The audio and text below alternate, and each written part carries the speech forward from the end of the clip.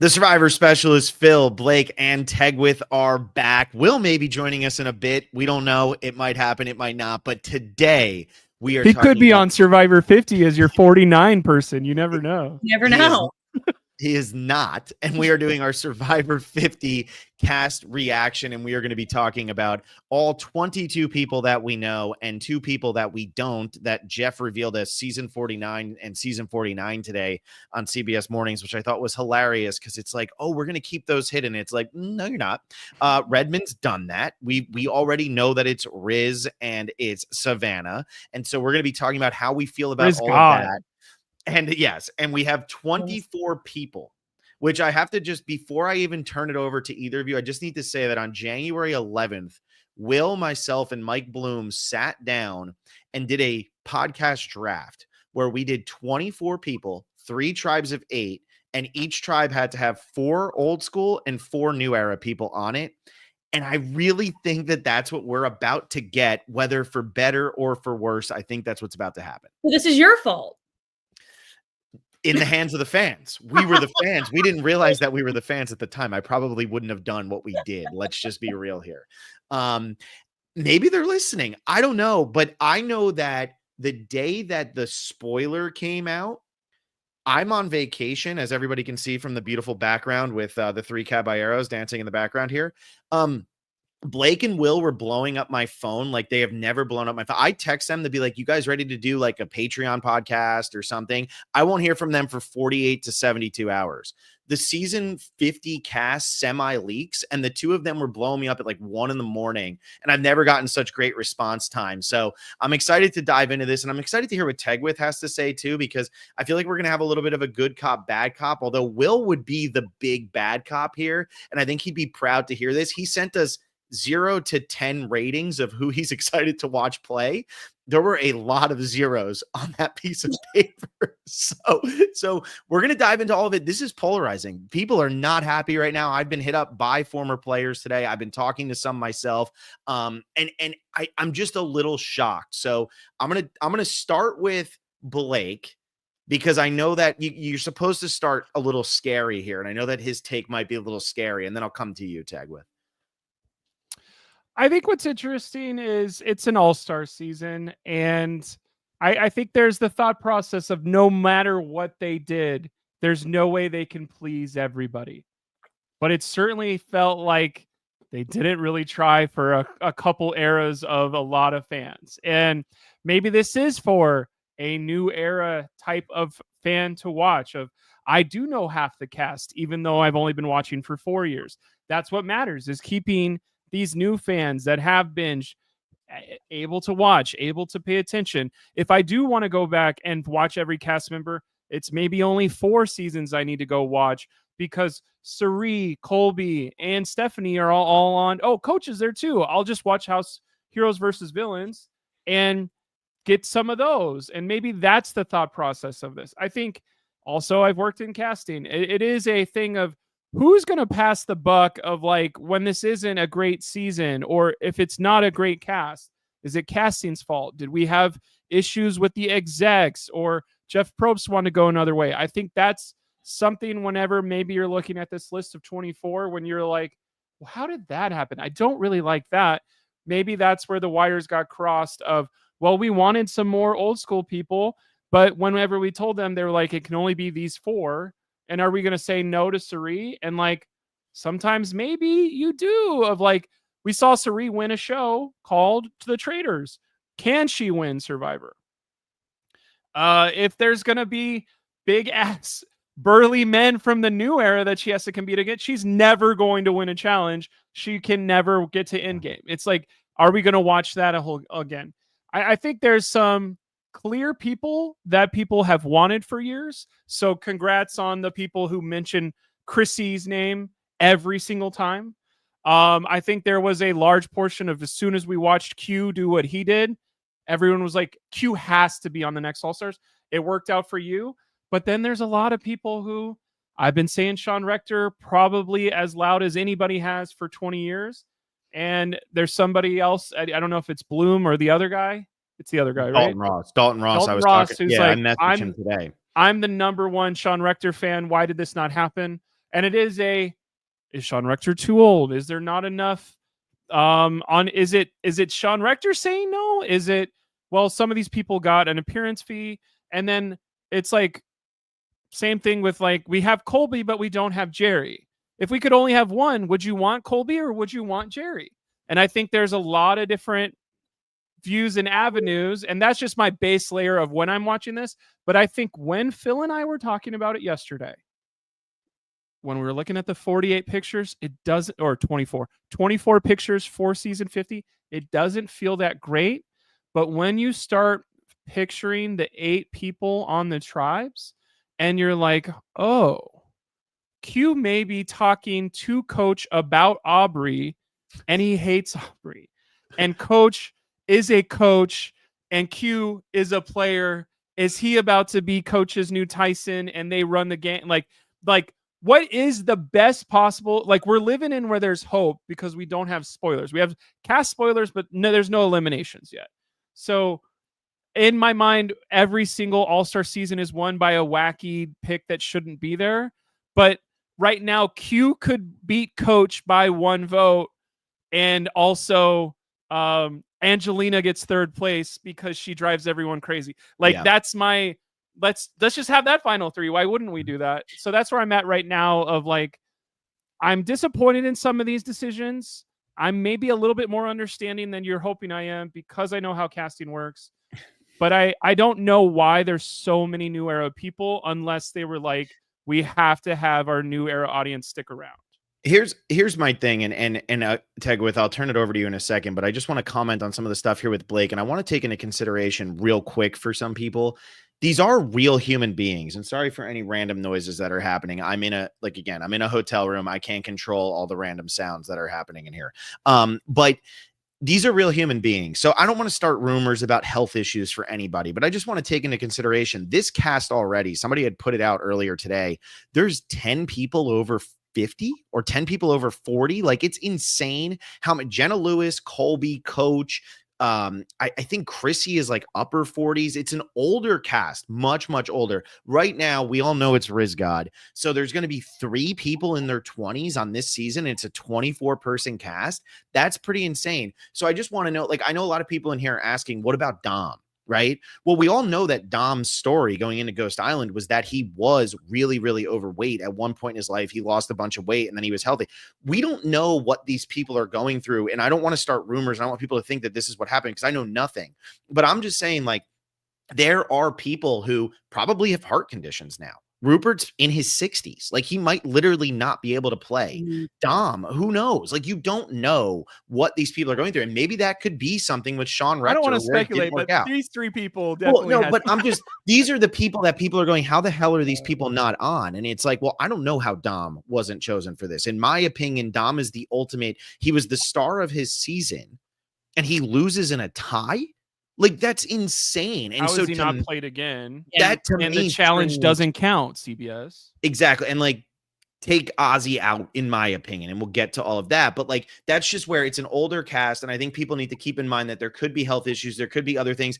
There's some rumors that maybe Elizabeth and Amanda just said, screw it. We don't like the cast. We're not going to do it. And that's why Jenna Lewis suddenly got thrown in, and who knows who the other replacement was. But those are some things I just want to take into consideration. But sorry, Tegwith, welcome. Also, our first episode, your premiere episode as a specialist, as an official specialist, hits 10,000 and is our first 10,000 videos since our Xander tell-all from season 41. So welcome.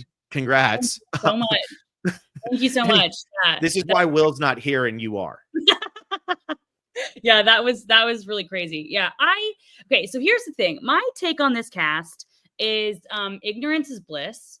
And had I not been in all of the chats of like, here was a speculated cast from 3 weeks ago, from 2 months ago, here who was talked about, here who wasn't talked about, all of this stuff, I think I see this cast and go, I wish there were more old school people, but honestly, pretty good. Like, I think that a lot of these players that we're seeing, the new era players, I wanted to see back at some point anyway.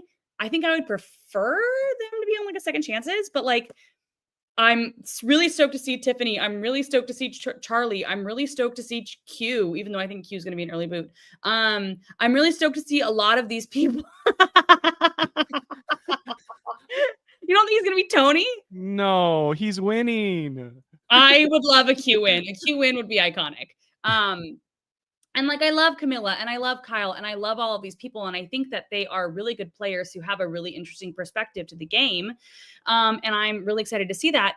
But, you know, it's just always the, you know, woulda, coulda, shoulda. I wish we could have had Rob. I wish we could have had, you know, Jerry. I wish we could have had Dom. I wish we could have, I wish, Abby Maria, all of these people.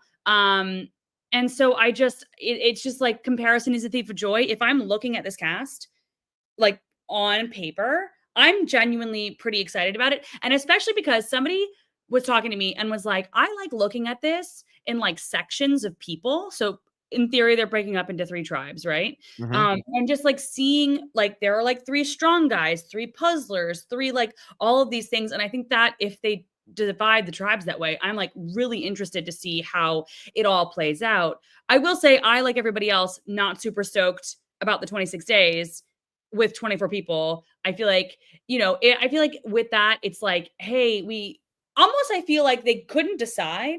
Like, I almost feel like they were like, okay, we've got this person and this person and this person. Throw them all in. Like, that's just kind of what it feels like. And then all of what we're going to get is like multiple double boots, maybe 6 of them. but also maybe like first boot. What if it's all 3 of them go to tribal council? You know what I mean? Like, it's going to be kind of chaotic. Mhm. And I think what's going to happen, Blake, again, I'm on my vacation and Blake was like, I was like, Blake, I need to test out to make sure the connection works. And I was like, you got 5 minutes. And then we talked for 45 minutes. So we were talking about this yesterday. And I think the way that this would shake out from a number standpoint, 6 double boots in the pre-merge. So every single week, 90-minute episodes, every week we are getting the 2 tribes that lose immunity, go to tribal council and vote somebody out. Now we have 12 people going into episode number 7. It's a 14 episode season that gives us a final 5 in the 14th episode. And I think that's what we're going to get.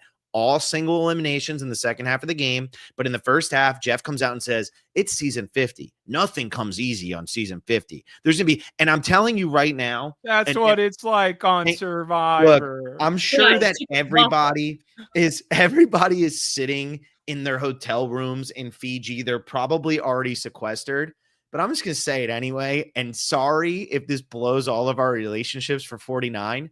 Please vote the 49 people out. I have Yes. no interest Who at cares? all. I don't know them. I'm not going to care. I don't care if Riz and Savannah are the 2 greatest players in the history of time. I don't care. Vote them out. And if you're sitting here, know that we are all rooting for you all to vote those 2 people out. And if in a year from now, I'm sitting here and I'm talking to Riz or Savannah and they're like, hey, I listened to your podcast. You're an asshole. And I still won the season. Good for you. But I'm coming into this going, please vote those people out because I could care less. And I there's nothing I can do about that because Colby, literally, I know so many people aren't excited about Colby, but I need to talk about Colby briefly. First season I ever watched was Australian Outback when it was live. So I'm 9 years old watching Colby. This is when I thought that I was pretty athletic. That just tells you about where I grew up, right? I thought I was going to be good at things. Colby's who I wanted to be. So of course I love Colby. And then I'm rewatching Heroes Villains now for the Patreon. Colby on Heroes Villains might be the best version of Colby because he is so damn cranky and just annoyed at the fact that they won't just play the game normal. And he doesn't understand how it works. And it's actually thrilling to watch. And I think that version of Colby, if Australian Outback or All Stars Colby comes back for season 50, I'm out. If it's Heroes Villains Colby, who's like, I don't get what the hell y'all are doing. Just vote me out if you need to. And they're like, okay, we'll keep you finally. It's like, I'm in on that. I will watch that. And I will watch the guy who is somehow the final hero remaining when they literally wanted to vote him out at the Sari boot. Like, whatever. I'm in on Colby. I love Colby. And I imagine Colby is talking to Emily Flippin. I'm in. And like, he's like, I don't know what you're saying, but sure. And she's like, he's overthinking this, and it's like he's not thinking at all.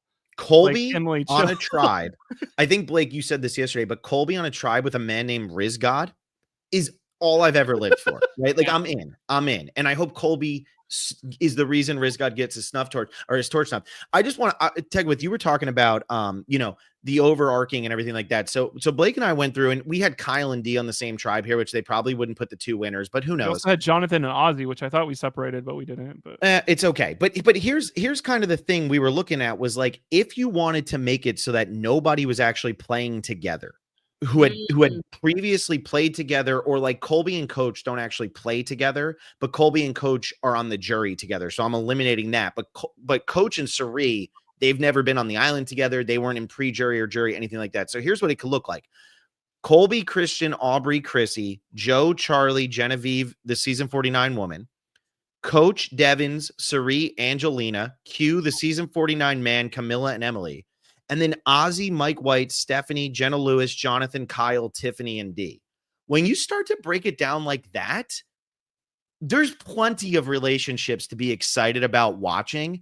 It's just a matter of, I've always said this with Survivor fans, right? One of our Patreon podcasts, one of our listeners tasked Will and I with creating heroes versus villains without a single person who was on Heroes versus Villains. Easiest thing we've ever done in our lives. It was so easy. And I think we get so caught up in what we don't have that we forget what we do have. However, my biggest complaint with this cast isn't anybody pre-40. And we're going to talk about Mike White. I have so much to say about the audition for the White Lotus that's about to take place in Fiji this year. But here's my thing. They screwed up the new era casting so badly, in my opinion. I think that they did getting Colby, Jenna Lewis, 42 seasons later, I am in, right? Ozzy, Sari, Stephanie, I don't need to see them, but I understand why they're there. And honestly, I'm going to be pulling for them in some way. Christian, Angelina, Chrissy, Devins, Mike White, great. You are knocking it out of the park. This is what we want. Aubrey, I'm a little more lukewarm on, but that's just because her second and third game were like whatever. But like, honestly, her first game was so good. Maybe people forget how good she was, that maybe she can now do something. But when I look at the new era, and Jonathan Young is the only representative from seasons 41 through 44. And remember, there was a period of time where CBS and Jeff were trying to pitch to us that no, the new era is better. This is great, blah, blah, blah. The fact that they put one person from the first 72 that they cast in the new era tells you exactly how they feel about those first 4 seasons of the new era. And I think it's terrible casting. I think they totally dropped the ball. I don't need 11 people from the 5 most recent seasons to be on the biggest, most epic seasons, right? And if you're trying to do new era versus old school, and that's what you want to do, you had Cody, you had Jesse, you had Cassidy, you had Owen, you had Sammy. Shan. Who? Sorry, I said I really wanted Shan. Shan, Ricard. I was only doing season 43. James Jones, right? But then, yeah, Shan, Ricard, Deshaun, Xander. Did you forget about all of them? And then you talk about 44. Where my gays at too? What the hell? Thank you, Blake. Thank you. Scream it. Scream it. Literally. I mean, we have Mike White and Ozzy is by. So like, okay, but like, am I excited to watch Mike White because he's the gay rep? No, I'm excited to watch him because he's the celebrity rep now. Yeah. Which I guess the other gay guy that was on the show was also the celebrity rep of like who went home Rachel's season first. I always forget his freaking name. Pod Saves America. John Lovett. John Lovett. Like I'm almost like if John Lovett had made it into this cast, I'd be like, well, that's how the celebrity works and how showbiz is. But then it's like, oh, it's Mike White, and I'm like, okay, well, he can game and he has all this layer. But it is kind of like when Mike White gets 4th place and loses in the fire, are we going to go like he dominated this season, or are we going to be like, if I'm going to be next to somebody this whole time, my might as well be right next to Mike White. And also, I think the casting of Mike White, sorry, just to talk about the Mike White thing, I think that's a business decision more than anything else. That is hey, you guys like White Lotus. It's the best show on TV. The writer gets all of his ideas from this show. So you want to be on the ground floor of season 5 of White Lotus? watch Survivor 50 and you'll see the inspiration for season 5 firsthand. Like that's what that is. And which is fine. Survivor, you know, sometimes I have to remind myself that Survivor is actually, it's a business, it's a game. You know, sports are a business, like everything's a business, whether we like it or not. And that is a 100% a business decision. And also like Jeff's like, hey buddy, you want to go on, you want to go back on the island? Hey Yeah. friend, let Yeah. me text you. Also like, and this is no knock on Jeff, but like Mike White has officially surpassed Jeff in popularity, which was not the case in David versus Goliath. Yep. And I think that that's something where Jeff's like, "Ooh, I'm still friends with the cool guys." Like, get over here, Mike White. And at the end of the day, I don't think Mike White really brings in any new viewers because like most people, if you were to say like, "Oh, we're gonna have Christopher Nolan on this show," like most people would be like, "I don't really care about Christopher Nolan as a person. I care about him as a director, right?" And I'm not trying to knock that. It's just like White Lotus viewers aren't going to be like, "Oh, I love the writing and direction of this show so much." And I'm going to go, if Walton Goggins was on, okay, maybe we're talking a little bit different. Here's what I get worried about with this. Okay, this is my biggest concern with because I think Mike White alone is a 10 out of 10 casting decision. I think he was phenomenal on David versus Goliath. I think he was actually overshadowed a little bit by a phenomenal cast. But I do think that at the end of the day, Mike White brings something to the game and almost pulled off a win when everybody already knew he was killing it from what his regular life is. But here's what my issue is. How many people, there's a guy coming onto the season, I don't think it's his real name, right? Riz God, okay? Does that real name? Don't worry. Does that sound like somebody who wants to go out there and play Survivor to win it? Or he ends up on a tribe with Mike White and he's like, "Hey, Mike, what are you doing? You like, we should be best friends. I'm going to blow my Survivor game so that maybe I can be the cameo on the White Lotus." Or, you know, I don't know. Most people don't have the same interests as me, but Blake, you work in the film industry. I've always wanted to be a TV writer or something like that. I'd throw away my chance at $1 million on Survivor to try to get in the writer's room on the White Lotus. Of course I would. Of course I would. I'm going over, "Hey, Mike, we're best friends. You can win this game. I will throw it all away if you really like me at the end of this. And I want to be in the writer's room on the White Lotus." I might hit up Alec Merlino afterwards. I'm going to hit him up. And I'm going to be Rachel won her season because she said she was going to do graphic work for all the people on the jury. That's exactly right, Blake. I'm going to hit up Alec Merlino after the season, and I'm literally going to say, "What's your workout routine? I want to look like you. I want to buy this surfing cow stuff so my aging goes away. And I'm going to be on the White Lotus next season." Like, that's what's going to happen. And maybe I'm not competitive enough with Survivor, but if you can start off your career or start hanging out with Angelina Jolie, I don't know. I remember being at the David versus Goliath finale, Blake, you were there. A lot of drama around who's going to Angelina Jolie's house and who's not. There was a lot of drama around that. And so for me, I want to go to Angelina Jolie's house. That sounds like a fun time. Is it worth getting into that upper echelon and blowing your second or fifth chance at winning Survivor to hang out with Mike White and become his friend? Because like, I'm not saying this as like people don't actually, Alec, Kara, like these people love Mike White. Angelina loves Mike White. Like they all do because Mike White is an infectious person. But there's also going to be some fakeness going on. And I think Mike White has a clear path to the merge and even deeper, because who's going to be the one who says, "I want to vote out the guy who created the White Lotus"? Everybody else is going to look at them and say, "But I want to be on the White Lotus." Okay, well, hopefully he goes home first then. I don't see it happening. Maybe I'm totally wrong. Tegwith, am I wrong on that? No, I totally get it. But here's also the thing, like, I get what you're saying, but I think that there's also like, I don't want to negate the strategy of that though, because like, I think this was also the talk. We had a very similar conversation to this when we were talking about Rob and like whether or not if Rob was going to be on the season, did he have an advantage because people wanted to be in good with Rob because they wanted to be obviously much different kind of scenario here. But I think that like that could be an advantage because people could be like, "Hey man, I'm going to use this guy as a shield and keep him as long as possible. Whether other people are using him or not, he will always be a bigger target because he is Mike White." So like, I think that there is some like strategy there, but I definitely think people are going to use that, you know, people just like to be around celebrities sometimes. So I feel like it could be used, but I just really think that like my thing, I was actually talking to my friends about this last night. I think there are some people who were cast who aren't able to win. And I mean that because, like, I think that, like, if Mike White goes to Final 3, I don't know. And do we know if it's 1 million or 2 million? Do we have that? Do we know yet? I don't think Somebody I don't said think they've 2, said but it. it has not been confirmed one way or Okay. the other. I obviously, right, like, the title of Soul Survivor is one thing, but also $1 million is a lot of money.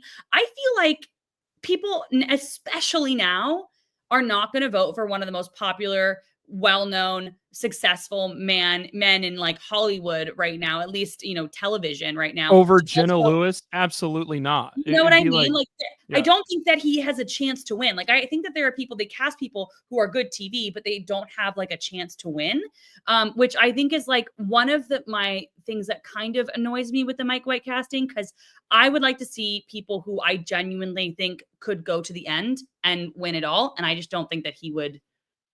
He could So take it personally. let's I like that thought, Tag, with Mhm. like, of the 24, how many people do you see in your mind that can't win? And is it like more than 6? And then it's like, what are we doing? Are we casting losers on purpose? And those 6 people have to band together so one of them can win? So it's kind of like the villains, right? When they played Heroes Villains, they always knew that they could only win if they sat next to other villains. Like they knew they can't win if they sit next to heroes because the heroes just have the heroes mantra, right? Yeah. Like, and Nick Wilson wins David versus Goliath because David won against Goliath. And so when David sits down next to 2 Goliaths at the end, he wins. The Goliaths needed to get rid of all of the Davids or they don't win. If Kara's sitting in Final 3, a Goliath wins. If Davey's sitting in Final 3, Davey wins. So like, I think that's the problem. And going based off of this, Tag with, I want to do a quick one. And I want to see if you guys agree on, you and Blake agree on these. Can Colby win? Quick. Let's like kind of rapid fire this. Can Colby win? Yes. Yeah. Can Christian win? Yes. Can Aubrey win? No. No. Can Chrissy win? Yes. Can Joe win? No. No. Yes. No, No. I go back. I say yes. I say yes. I saw Joe's final tribal. He's no shot. He can't. Blake, let me ask you this. Are you No shot. 97.4% He's sure done. he He's can't win? done. I've never been a Joe fan, and I never will be a Joe fan again. Okay. How dare you? Blake has been texting me just pictures of Joe nonstop for the last 4 days, being like, he is back. There was like, dad is back. It was so weird. Okay. Can Charlie win? Yeah. Yeah. Can Genevieve win? Yes. Yes. Can either of the 49 people win? I'm just going to ask that one No. off the back because I forgot. Sorry. I don't know say them. No. I say no. Right. It's going to be like Russell, right? I You would think people assume aren't they going to learned their want to lesson. vote for a 49er. They're not going to want to vote. They're going to be like, I don't want this person who's been in this world for 5 I give them $1 million, and then on the show they're like homophobic by accident. I didn't know the whole time. I'd be like, yeah.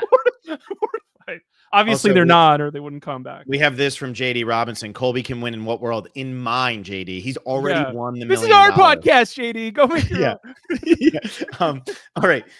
Can Coach win? No. Can Devins win? I'm gonna Me. put him in the middle. We're on the same wavelength. Yeah, this is weird. You guys is are really supposed weird. to be opposites, I not know, this is literally the really same weird. facial expressions. Can Suri win? No. No. This is my hot take. No, absolutely. I don't think Suri can win, and I will stand I would on vote that. out Suri day one if I was on Me this too. cast. I love You're not her. doing anything for me on this. Yeah. The other thing is Suri is older now, and she already wasn't very good at challenges. So it's like, what is Suri providing for you other than a shield in the post merge? But like, if 2 tribes are going every episode, like I think will happen, you can't keep Suri. You literally can't. No. Suri's gonna have a wonderful goodbye. Thanks Yeah. for everything. Final words where they put the most beautiful music, and it's gonna happen episode 3 at the latest. Mhm. And then it'll be like, I did win, Trader. She's not gonna mention it, but this has been my favorite love show. It sucks that I can't do it, but I'm glad I had a final chance. Goodbye. Yeah. Angelina. She can win. Let's do Yes. it. She's going. Yes, Man. chef. Okay. I love it. All right. I love the positivity. Q. Yes. I say no, but I say no. I like that energy. I've agreed with almost all of you, but there's no way Q I- wins. Angelina and Q are my blind spots. I'm gonna put my full force behind them. Sorry. If we get a Q, Angelina, Joe final three, and Joe takes that, Blake is going to combust on this podcast. No way he takes it over Angelina, my girl. Really. No way. Yeah, Angelina. Negotiate it. She'll negotiate with the voters. She'll be like, "I'll give you something, guys." You know what the craziest part is? They're both third place finishers, and Joe got more votes at Final Tribal than Angelina. That's crime. Let's just like throw this out here. Okay, where was I? Camilla. Yeah. Camilla is not going to win 50. But Can she can. I don't think she's going to, but she can. I don't think she'll be in the final 6. So I think I'm gonna close that door on her. I think she can. She can. I really hope that they're not sequestered yet and they're all listening to this at the same time and they're like, I'm now changing my whole game plan off of how Tegwith and Blake feel. Joe literally just wrote down on a piece of paper, take Q and Angelina to final 3. He just wrote it down. Blake, Will be here in 30 minutes if we're still live. Look at that. If we got on my way home, look at that. That's dedication. Can Emily Flippin win? Yes. Ozzy? No. We already talked about Mike White. He can't win. No way, right? No way. La Grossa? No. I'm in the middle on that one, actually. No, I change it. We've seen her final tribal council before. I change it. I go back. Like, convince me. His no convinced me. She lost to one of the least convincing winners out of like Danny didn't do anything at her final tribal. She just sat there and said evil next to me. Like that was it. Jonathan Young. No. Tiffany. Yes, she's my winner pick. She was my winner pick. She's gonna be final 5. It's gonna be that time. 46, and she's my winner pick. Time. We're done with Tiffany. Time. She gets 30 seconds at a time. That's it. Anytime somebody mentions Tiffany, we just yell time after 30 seconds. I'm out. She was my winner pick for 46. She pissed me off so much at that final tribal council that I can't root for her, but I honestly think she probably has the highest winner upside because who won her season? Her closest ally. Closest ally, yeah. Jenna Lewis. Yes. Cannot win. No, I think she can. I think you're so wrong, Blake. I think you're so wrong. I think she is the dark horse. Yeah, I think she goes far, she wins. And wouldn't that be a great story? Yeah. And now let's do the last two. Kyle and D. Kyle, yes. I say yes to both. I say Kyle. I don't know. I would love to vote for D to win and be like, you did it again. But like, how would they? I think there's going to be a brand new winner. I think they are drawing dead. Yeah. No, I have to ask this, and I'm going to ask it to you, Tegwith, because I know how close you got with Kyle. I mean, he shouted you out in our exit press, right? I know. Not that you put that into your like story and every. I mean, that's been like. Can you get a moving shirt? You need like a Harry Potter type shirt of like Kyle just saying, "Congrats on getting Tegwith." Yeah, that was huge for me. That was a big W for me. That's huge. So I know you're close with Kyle, and then I know obviously D, winner of the new era and all of that. I don't really know if you have a relationship with her in any way, but why are these? I think if they were going to choose two of the best winners, they probably chose the best winners of the new era, right? But why do you think they ultimately chose D and Kyle with no winners from pre-40 and threw them out there on an island with 22 other people? Like, what is the point? I don't know. I don't understand what the point is. I actually have been thinking about this quite a bit because all I feel is they just wanted to have a winner. Obviously, we talked about like the On Fire podcast where we felt like there were going to be a lot of On Fire podcast people, and 3 out of 4 are there. Just not Rachel. Which I was actually very surprised about that she's not in this, scenario. But I just feel like number one, Jeff has a soft spot for D. Obviously, she's one of the cards in the like game with Jam Jam. And I think had Kyle not won, had, Eva won or somebody else won, I think it would have been Jam Jam out there. I think that it would have been like a different person. But I think that because Jeff loves 48 so much that he just really enjoys the story of like this guy who is super loyal to one person who goes far. I don't get though why there are 2 winners, why there are not more, why there aren't any from, the pre-new era. I think it's very lopsided. And I think I'm very worried for them. I also think they could use it to their advantage where they're like, well, why would you get rid of me right now? Like, there are only 2 of us, get us out later. But I think it's really, it's a bad answer because I've been like ripping my hair out thinking about that because I just think that they just put them in a den with wolves and they're just going to get, eaten so fast. And for me, when I look at it, here's a crazy idea, and it's not going to happen. But let's just say that this were the case, and I'm going to run this by Get everybody. crazy. Here. Let's get crazy. It's season 50. Okay, there's nowhere to hide. This is the big time.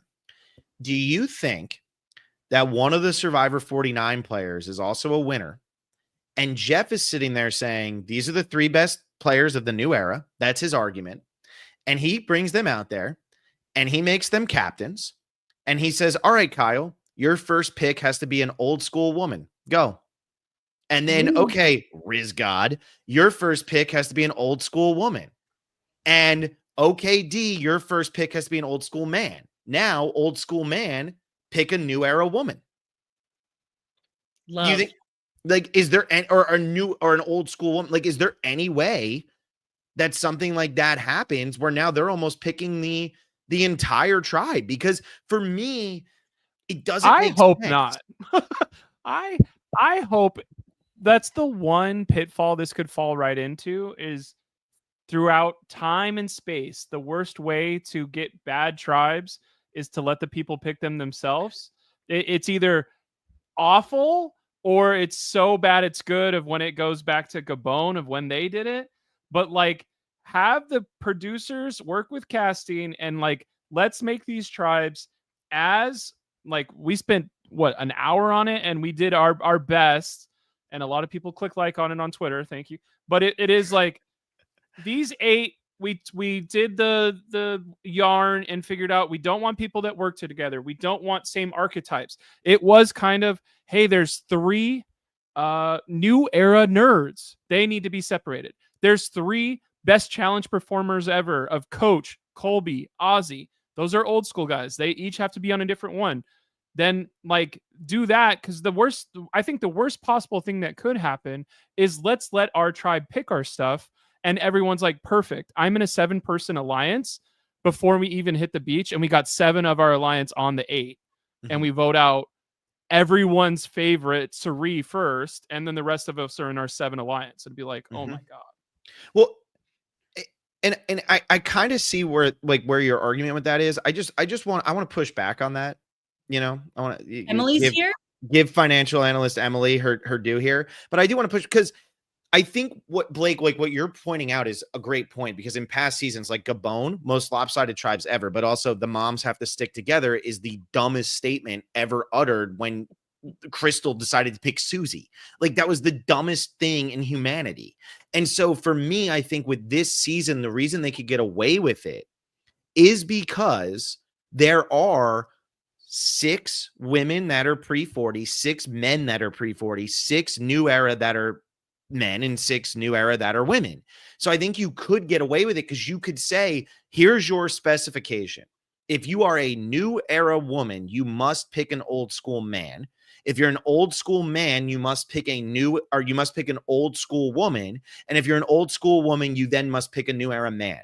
Now the first 4 people on each tribe is from a different era and is a different gender. And then you swap that. And now you start over again. And now you've picked this so that there are 8 people and it's 2, 2, 2, 2, 2, which I'm hoping is what they do. I guess the biggest problem there is then you could just get Camilla and Joe on the same tribe or Camilla and Kyle on the same tribe, which I'm assuming they're going to try to avoid, I would hope. The other thought process is I don't think they'll use those words. I think they'll be like, all the old school women are wearing red headbands. Mm-hmm.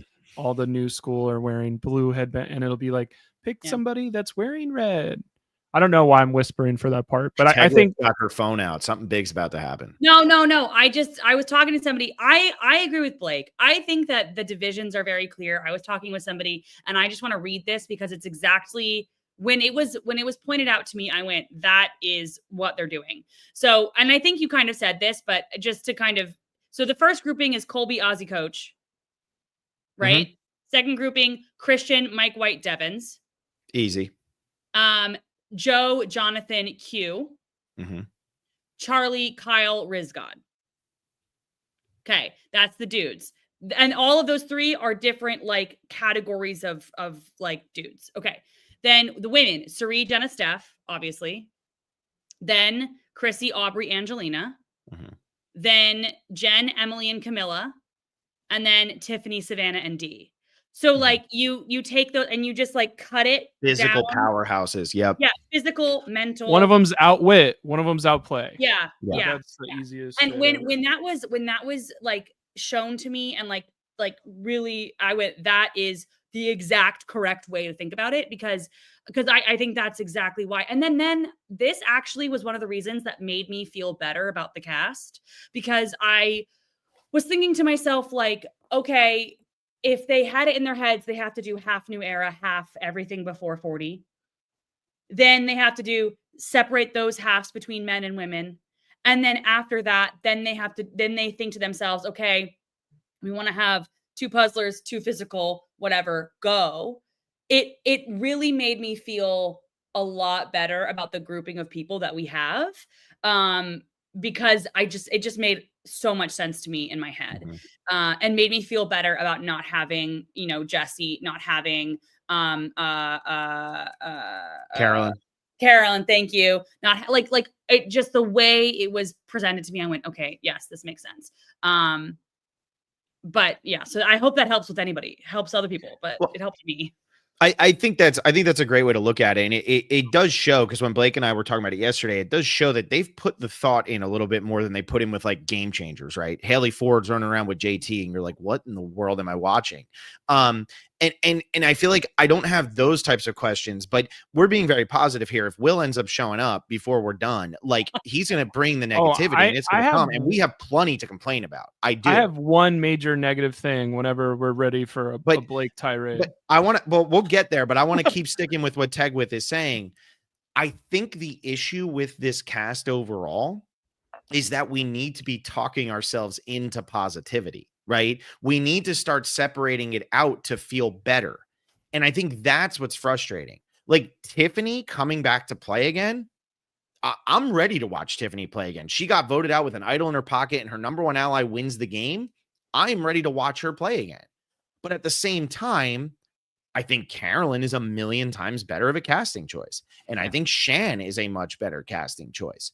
And honestly, like those 2 people not being in the mix here is crazy to me. And I don't want to hear, well, Carolyn went on the Traders. Cut the hypocritical bullshit. Okay. Sari won the Traders. Stephanie played the Traders, and they're both out there. Okay. You only pick and choose. Well, they're Hall of Fame level. Well, Carolyn could be Hall of Fame level if you give her the chance. And if you want to bring in other audiences like the White Lotus, maybe another audience that would be good for Survivor to tap a little bit harder into is the Traders. And if Carolyn is able to build that massive audience with younger fans, right? This is what you have a guy named Rizgod playing 2 seasons back to back. I'm just going to keep reiterating that because I know nothing else about him. But if he's going to play 2 seasons back to back, you're clearly trying to get younger fans. How are you going to get younger fans?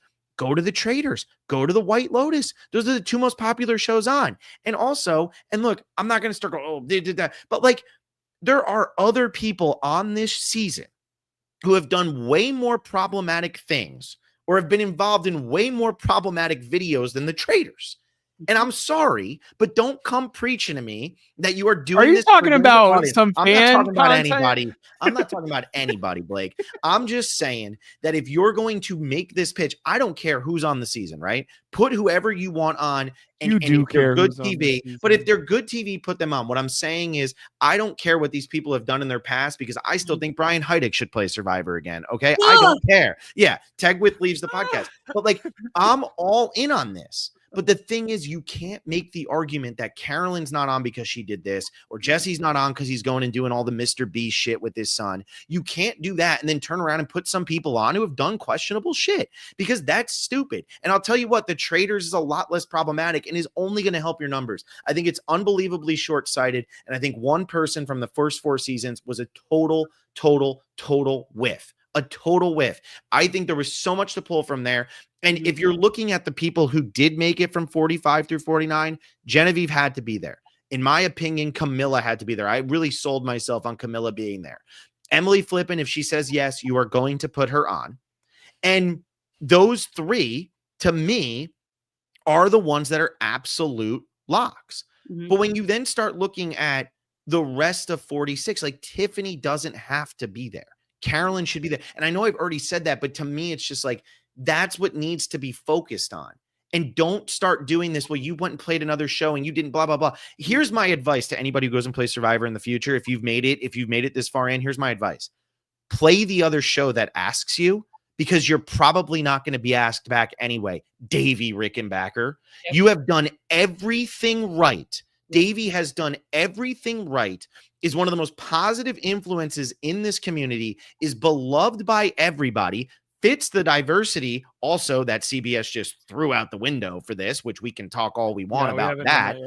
And he fits everything. He is a phenomenal cast. And I know you already have 3 from 37, so maybe he's not the best example, but Davey could be on other things and he could be out there shit talking the show.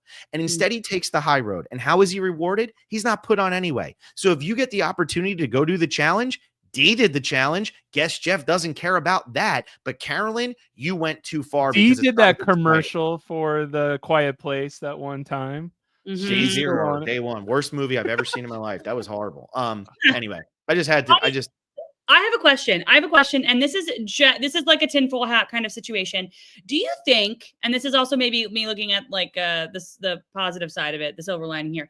Do you think they would be saving names like Carolyn and Jesse, that like quote, like to me, the bigger new era names, for potentially a second chances where they wouldn't be able to pad with like Sari, Ozzy, like these classic names, where so then these like new era people who might not have as big as a following within the like, you know, fandom or whatever, like Tiffany, like Charlie has a pretty big following, but like Camilla's relatively new, like all of these like newer people.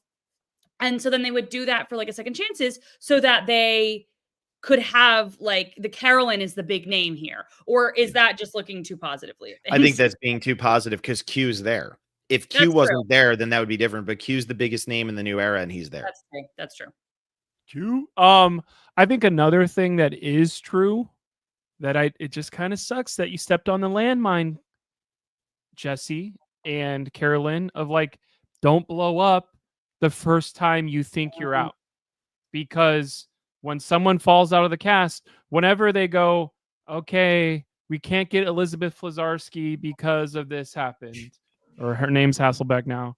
I'm going to pronounce every name. Never Lazarski, I can tell you that. It's one of those things where Jenna Lewis snuck in at the end. Jenna Lewis didn't go on her Instagram and say, Survivor's a big piece of shit and I never want to deal with them ever again. She kept it like, you can say all of that you want starting tomorrow because you know they're on the plane to Fiji. And maybe Carolyn and Jesse had in their thoughts that we are the number one, we are the Q, we are the D. Why wouldn't we be the first ones on the plane? But sometimes it is kind of like, I'm sorry, this is how annoying casting is, but you got to play the game. That's and 100% right. Sari plays the game wholeheartedly. Like Sari has probably never talked shit about Jeff in her entire life. She's probably been screwed over by Survivor with the most twists out of anybody. She has never been like, I would never go back. I'm so pissed from this season. She's like, no, it sounds good. She's done every appearance they've ever wanted.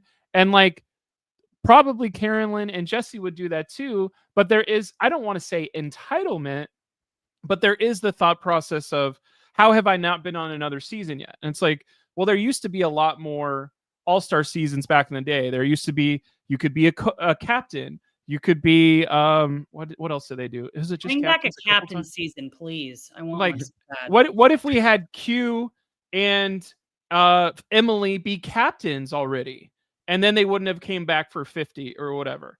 And I think that's something where when you're watching this cast interact and be pissed about stuff, maybe the fallen angels from this, it is something where I fully understand if you're like, I cannot handle it if I get another call from CBS. Like, I don't even want to answer because they have annoyed the hell out of me. But it is kind of like, you got to put that up with that stuff so you can get on the show. Will's here. Hello. Blake, that was really good. To meet you finally. What's up? How are you? Meeting you for the first time live. Usually it would be backstage before we do one of these. But good to meet you. You too. Are you Will's excited here. for 50? Are you excited? I am. I've heard you are the most excited, and you have nothing but glowing reviews. Here we go. We got Yeah. Jake T with Will, Shane Cup, what up, Will, and then Matthew C. Will go on a rant. So Blake, I want to talk about this before Will comes in and starts saying all his Don't stuff and interrupt. everything Finish like that. whatever you were on. I have JD one- Robinson comes in. Will be evil for us. I have one negative thing where Will can look better now, because the one thing that has actually like happened yesterday, it happened today. Every single person has said, how is 24 people going to work on day 26? And the short answer is, for all of you, it's not. We had a lot of issues with the editing for last season. I think it's going to be even worse. I think getting 24 people into 90-minute episodes, some of your favorites are not even going to get a confessional. And you're going to be like, what was the frickin' point of bringing back Stephanie LaGrossa, my favorite person, when she gets 2 confessionals before she goes home in episode 3? And it's going to be an absolutely pain in the ass thought process for everyone when it's like, you guys are distracting the hell out of me with these. Just the thought process of, why did we have this wonderful cast if we don't bump it up to 39? If we don't, it's going to be 2-hour episodes sometimes, at least a 2-hour premiere, at least a 3-hour finale. Like, how can we strengthen this out? Are we going to care about that season of Amazing Race, or can we get a 2-hour episode for the merge? There's going to be so many stories going back and forth. It's hard to keep track of 18 people. Why would they do 24? And there has to be a complete different thought process when it comes to story producing, when it comes to editing, or so many people are just going to be like, well, I don't know why we actually like Tiffany right now. And it's going to be like, well, Tiffany they're going to be literally 8 days ago, Tiffany had this conversation with Rizgod. And you're going to be like, okay, thank you for showing me now. But like, good luck with this editing. I think it's going to be really bad. And I don't know if we're going to like this season, no matter who was cast, because of the poor decision. I do think you cut to 20 and do 2 tribes of 10, because 3 tribes of 8, my God, if it's 4 tribes of 6 and we've been wrong this whole time, and that is the math that makes sense more, and there's 4 tribes and double eliminate, 2 people win immunity, 2 tribes win immunity, 2 tribes don't. No matter what permutation happens, I think it's going to be a mess. I hear what you're saying with that, and I think that really bled through on this season, which was that like they were having a hard time editing things when not a lot was happening. Now, if you have like one tribe going to tribal council 3 hours earlier than they would normally go to tribal council, how much earlier in the day are things happening? I mean, Will, you've worked on this stuff before, right? So like you've done that, and like, how are they pulling that off and still telling a cohesive story? I think that is seriously a huge problem. So we'll get to that. I know we have a bunch of super chats and stuff over here. We're gonna get to them after Will gives us his thoughts, because now we've been talking 53 minutes. Teg with Blake and I have had a really intelligent conversation. It's time to just start throwing mines at people or grenades, whatever. Will, how is the weather in Fiji, by the way? I mean, it seems like you guys have been relatively positive, or at least trying to have like an upbeat vibe here. When I saw the rumored cast like 3 days ago, I texted Blake and Phil, I'm like, this is the biggest disappointment in Survivor history. Like, I could not be more disappointed. And I think my biggest issue with it, I have 2 main issues. One was the expectations. The expectations were completely we were misdirected, it felt like. There were 2 things that we were kind of told, whether we went out and sought it out or whether we were like reading spoilers or trying to like get a read on what was happening. One was that season 50 is about celebrating the franchise and like bringing the most celebratory people back onto the cast. And like this, it's called In the Hands of the Fans, which we don't get to pick the cast, but we're going to celebrate the fans. We're going to celebrate the best players. This cast does not feel like that at all. It doesn't feel like we are celebrating 50 seasons of Survivor. Now, when we first talked about 50, Phil and Blake and Tegwith, I don't know if you listened to us back then before we grabbed you up, but we explored New Era versus old school as a very real possibility. That's something that was completely on our radar. We did a podcast with Mike Bloom, and that was our stipulation. We had to have half old school, half new school. But as things kept progressing, we were hearing rumors there's going to be 2 or 3 new school players on, or new era people on. Like, it was going to be old school heavy. It was going to be pre-40 heavy. And so in the recent days where it was like, oh my gosh, we're going to have 12 new era players on this season when we had been led astray for so long, that just really was a major disappointment. I don't think you can cast 24 players and then have half of them be from the most recent 9 seasons of the show, one of which we haven't seen and one of which we just saw and was not that good, in my opinion. So that to me is the biggest bummer. That's my biggest complaint. The second biggest complaint, or maybe this is equal, but my second complaint is that even if we're going to do 12 and 12, I think we completely missed the 12 and 12 of who we should have picked.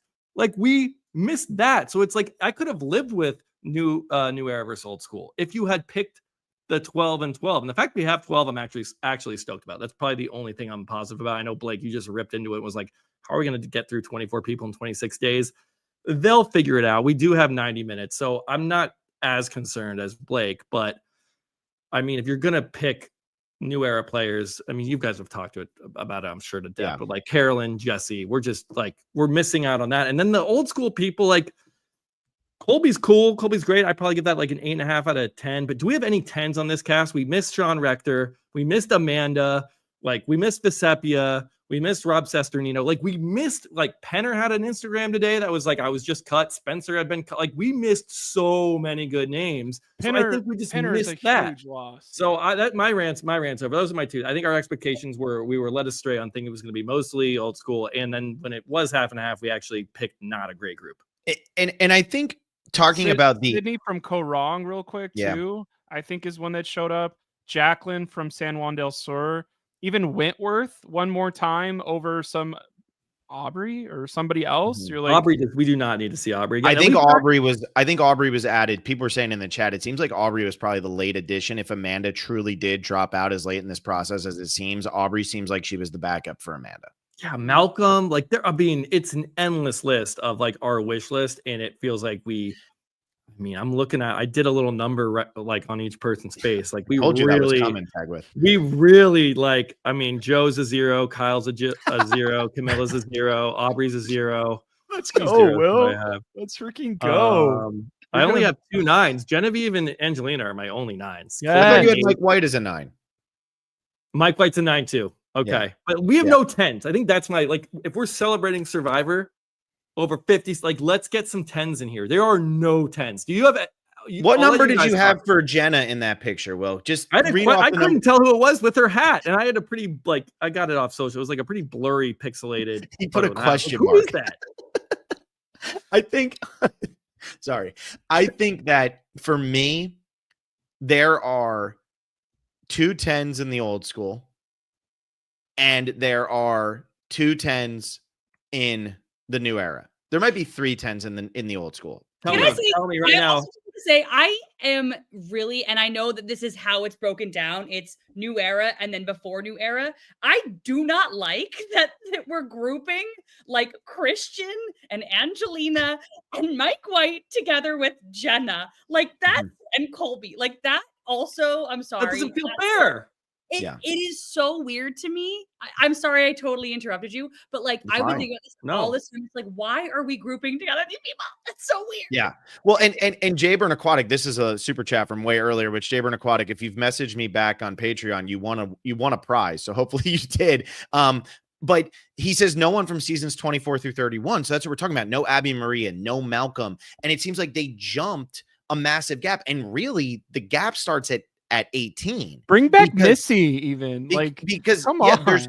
There's no original player from Samoa. There's no original player from Nicaragua. There's no original player from Redemption Island. Ozzy and Coach are both returning from South Pacific. Oh yeah, no Cagayan. That was like how do you know Cagayan is crazy. Yeah, that's crazy work.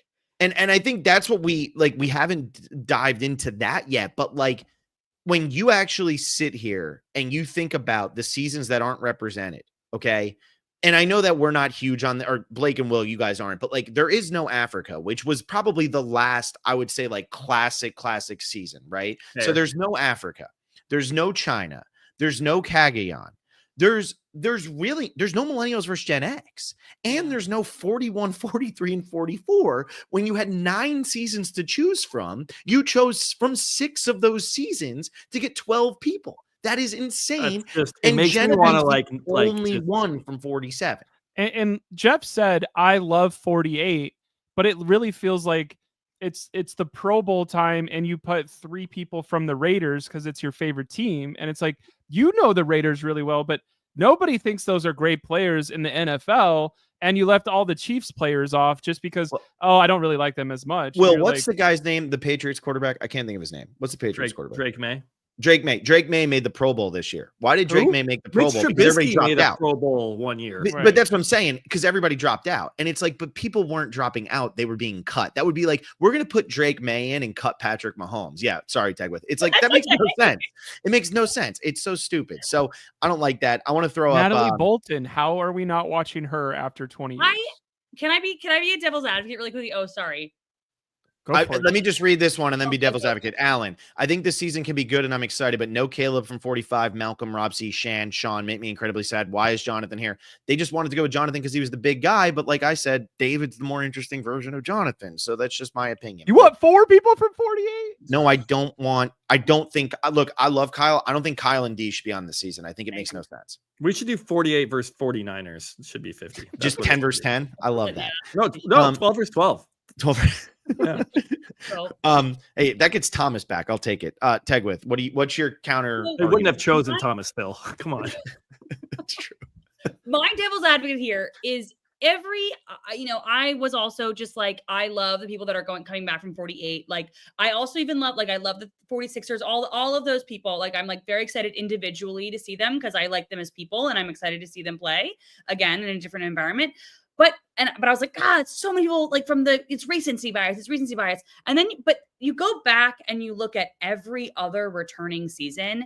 There are very heavily loaded on the ones that had just happened. I mean, maybe like 40 is an exception, right? But it's just like, just to be a devil's advocate here of like, this is not a new thing that Survivor does. This is something that they've always done. It's not right. I think it's silly, but it is something that will always be done, has always been done.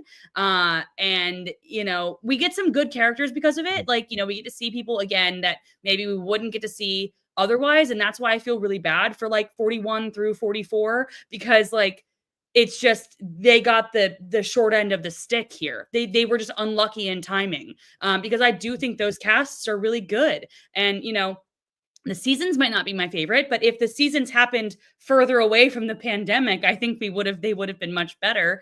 Mm-hmm. But so I just think that like, it just is so unlucky for that group of seasons. I think Tegwith, you just nailed something there. And I really want to say this. Jeff really harped on drop the 4 and just keep the 1. And then he said, bye 41. Yeah. Like, you're saying that's the start of the new era, which is getting half of the slots on the biggest season you've ever done. Your last true milestone, because the next big milestone is really 75. It's not 60, it's 75.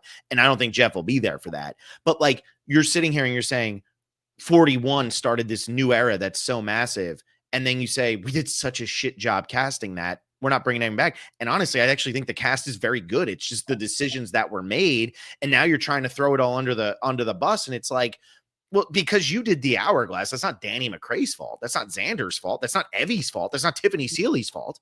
Liana is a great casting choice. Like, you have plenty of opportunities there. You just chose not to do it. Mm-hmm. Where's Banu at? That's a good question. I'm glad. That's man. I mean, I'm actually surprised Banu's not on here looking at everybody else, for being honest. I literally thought we were going to get a Banu thing. The other thing that blew my mind, watching Twitter today, I guess reading Twitter today, a lot of Jeff Probst hate. And it is kind of weird because I tipped the line a little bit of it, but a lot of people are like, this is Jeff's producing. Obviously, he's out of touch. Obviously, I don't know why you think this is going to be a good season.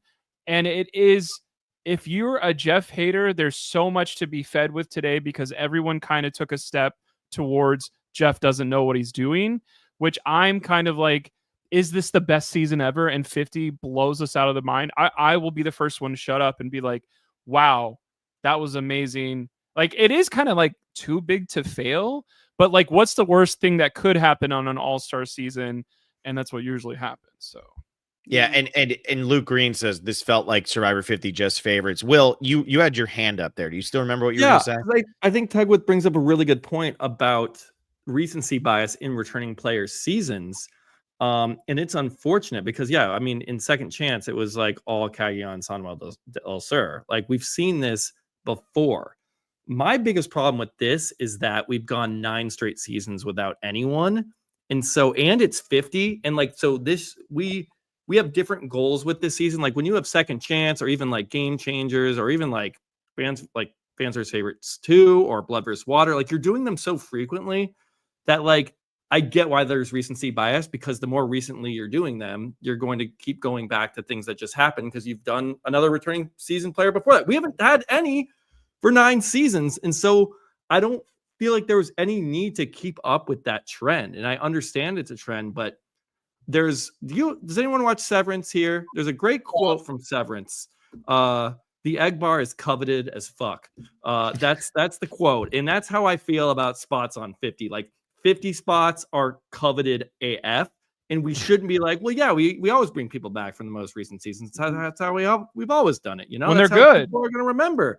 Like, people are going to remember Kyle and Joe because they just saw it. It's like coveted. These spots are coveted. They're important, and it feels like they weren't by the decision makers, and that's sad. It makes me sad. Yeah. And can I also just say, like, I think that I wouldn't be mad because, you know, like Facebook loved Joe, right? Like, Facebook was like very excited about Joe. They loved him a lot. And I like Joe. I didn't love him like Facebook likes Joe. But I will say, like, if they had balanced it better and given us Penner instead of Ozzy, or Rob Cesternino in there, or Sean Rector in there, and made the super fans happy with some of these maybe deeper cuts, these people that we've wanted to see for a while, I don't think people would be still talking about it, but like, people would be way more okay with like Joe, Kyle, Camilla coming back immediately. Like, I think they just didn't do a very good job at balancing, because we've got like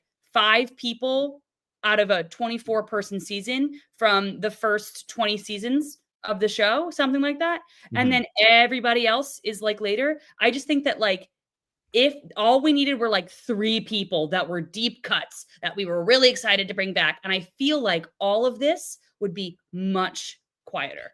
I think the biggest mistake, other than 11 people from 5 seasons in the new era, the biggest mistake they made is there's no one-time returning players from the first 34 seasons of the show. Legitimately crazy. That is a huge error. Now, look, people are still asking, who are Phil's 10s? We never got to that. You're right.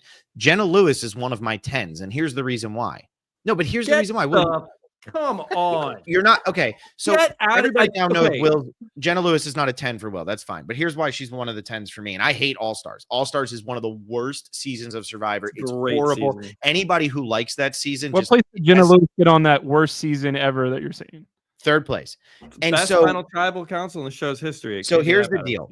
The reason why I love Jenna Lewis, we have not seen her in 42 seasons. But what she did when she came onto All Stars is she played that in a totally different, aggressive way that we had not seen. And especially from somebody from Survivor Borneo, you could not have asked, and people are going to disagree with this because they're going to say, well, what about Greg? What about Colleen? Greg and Colleen would have come out and been as boring as Kelly Wigglesworth. And I love Greg and Colleen. Jenna Lewis will not be that boring because Jenna Lewis will play the damn game. The other people aren't going to play the game. So Jenna Lewis is a 10 for me. I am stoked to see Jenna Lewis. I'm ready to see what she can bring to the season because I think it's going to be very unique. And I think that she is a dark horse chance to win this season because a lot of people aren't going to know who the hell she is. My other 10 from the old school is Colby. I love Colby. I was saying this, Will, and you didn't hear it because you weren't here yet, but Colby is like who I grew up watching. I love Colby. I root for Colby every time. I love him on Heroes Villains. His personality is ridiculous, and I think it's entertaining. I think that watching him again for the first time in 15 years is going to be awesome. He's the last hero standing. Why do we not want to watch the last hero standing on this season? Of course we do. We watched Sandra play 2 more times. I'm ready to watch Colby play again. And the other old schooler is Angelina, because Angelina needs to be on my TV because Angelina is phenomenal TV. Like, that's what it comes down to for me. And I do agree, though, that Angelina, Mike White, Christian, Devins, Chrissy, we're all so excited to watch them play. Why? Well, I think you even had good ratings for almost all of them. Why? Because we've only seen them once. That's why we feel not so good about Ozzy, Sari, Colby, Jenna. That's Colby why and Jenna, who you just said, that's why no. they're not 10s, because you no, just said but I don't care about that. They should have been people who haven't. I don't care about played, that. like, well, okay. I'm saying Ozzy, Stephanie, and Sari bother me because we've seen literally every single version of them. We have not seen every single version of Jenna, and I am ready. I will watch Colby and Jerry on every single season. We didn't have this one, and I hate putting his name up because it's so stupid of a name, but it's a super chat. So there you go. Casting should have been better. Justice for Jerry. I would watch Jerry and Colby play every season of Survivor, every returning player season of Survivor. Why is that? Because they are the first two, in my opinion, super iconic hero and villain. Rudy and Hatch and all of that, they're not that because they weren't classified as a hero and villain, but Colby and Jerry were. So I will watch them on every season. Colby gets a pass for that in my book. But Stephanie, Sari, and Ozzy, I have seen every version. Stephanie has made it to Final Tribal and lost. She has been the 19th place finisher on her season. She's been the last person. Ozzy, what is he going to do that he didn't do? Game Changers Ozzy is so boring. It's insane. And then you have Sari, who it's been too much. Sari, I can't believe I'm saying that, but it's too much. So for me, those are the 3 old school ones that should have been replaced with a Sean or somebody else. But Jenna and Colby, I'm in. Sari is one of my favorites of all time. I have to go one thing. I did not expect myself to say this until right now. Sari, when she left Survivor, she went on a bullshit thing. So it is, This is your 5th time. You're the only person in the history of the show where everyone else had immunity in an individual part of the game, and you were forced out of the game. The tribe has spoken. The only time the tribe didn't really speak in that sense before the tiebreakers and fire makings is Sari's last time. So Sari, you get one of these 50 spots because of that, and because you're an icon. That feels a little bit better to me right now. The only other thought I have real quick of just something that popped into my head. How did we feel about 40? And that season with all those icons didn't really feel like it clicked. It didn't really feel like it was a season that people are going to rewatch for the rest of their lives and say how good this was. Do you think they learned from that? Or can we expect another Winners at War where we're a little bit like it could have been better with a few changes? That's what I'm a little bit worried about for 50. I think that's fair. So let me throw up some more super chats here to get the conversations going, huh?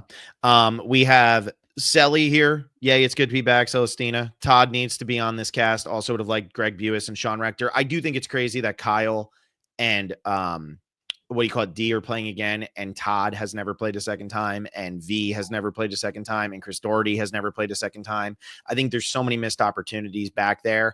And like, again, well, if Kyle pulls this off, will I be unbelievably impressed? Yes. Do I like Kyle? Yes. Do I like D? Yes. I just think that they have no shot. I feel like they're out there as the sacrificial lambs, and I think it's silly to put them on and not put other old school winners that we've been clamoring for years. That you forgot to pick up the phone. Fabio, I was in the room when Fabio found out that Winners at War was a thing and they had already filmed it. Like, I was in the room at the Johnny Fairplay event in LA when it was like, hey, Fabio, did you know? He was like, what? Like, it's crazy. And so for me, those are some of the issues. We have Kevin Hernandez who says, do you think this was intently cast as to avoid any controversies, which seem to follow a lot of returning seasons? No, because Ozzy's there. Like, I'm sorry, but that is a controversy within itself. Ozzy is there. So I think that's problematic. And like, personally for me, no, I don't think it's I don't personally find it problematic, but if I'm CBS, I would probably find that problematic. So, I don't think they're trying to avoid controversy. I think that they just ultimately came up with, these are who we think the favorites are. I don't know. The only controversy that is based off today is it exactly 50% diversity that it has been very important in the new era, and there's not 12. And I think there's a thought process of why stop at 12. Like, there's not a lot of Asian people on this cast, where it's like there's been plenty of Asian all-star worthy players. Why is that not getting in? Is that not a consideration? Is it, well, we had 3 of them lined up and they all got sick, or they all turned it down, or that's not what happened. I think it is, who's going to answer that call when somebody asks at a Q&A and goes, so was it important, the diversity thing? Do we stop doing that? Was it important for this? Or what was your casting criteria for 50 where you didn't think you needed 3, 4, 5, 6 more diverse people on there?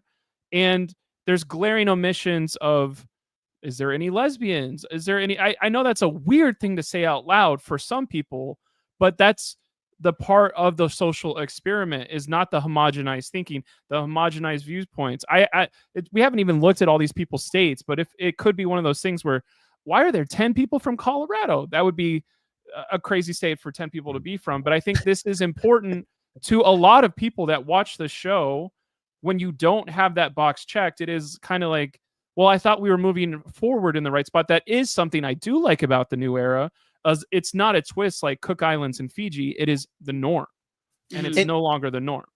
And I just want to say, because Tegwith, when you and I did our last podcast, when we were trying to guess, and for everybody who participated in that contest, I'll get you the results next week. I'm not doing it this week, but I'll get you the results of who won, and I have timestamps for when everybody submitted, so all of that. But when we did that, Tegwith, you and I were sitting here and we were saying, okay, it has to be 12 diverse, or we were doing 20, 10. So we were doing 10 and 10.